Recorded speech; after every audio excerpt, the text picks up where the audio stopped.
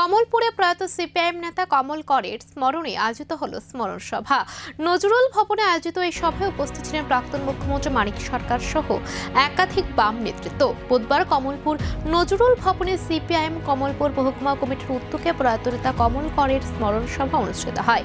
এই সভায় প্রধান বক্তা হিসেবে উপস্থিত ছিলেন প্রাক্তন পলিট ব্যুরো সদস্য তথা রাজ্যের প্রাক্তন মুখ্যমন্ত্রী মানিক সরকার। এছাড়া উপস্থিত ছিলেন সিপিআইএম রাজ্য সম্পাদক মণ্ডলীর সদস্য সুধন দাস ও ঘুরদেব বর্মা, ধলাই জেলার সম্পাদক অঞ্জন দাস সহ একাধিক নেতৃত্ব। সভায় প্রয়াত নেতার পরিবার পরিজন এবং বিপুল সংখ্যক দলীয় কর্মী সমর্থকদের উপস্থিতি লক্ষ্য করা যায়।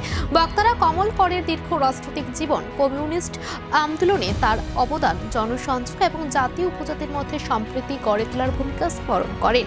প্রয়াত নেতার আদর্শকে সামনে রেখে এগিয়ে যাওয়ার বার্তায় উঠে এলো এই স্মরণ সভা থেকে। সেদিক থেকে এখানে যে শোক প্রস্তাব প্রথম পাঠ করা হয়েছে, কমলপুর মহকুমার সম্পাদক আপনাদের সামনে পাঠ করে শুনিয়েছেন। সংক্ষিপ্ত পরিসরে হলেও আমি যখন শুনছিলাম আমার মনে হচ্ছিল যে একটা অসাধারণ জীবনযাত্রা। এমন কিছু কিছু বিষয় এই শোক প্রস্তাবের মধ্যে উল্লেখিত হয়েছে যে বিষয়গুলো আমার জানা।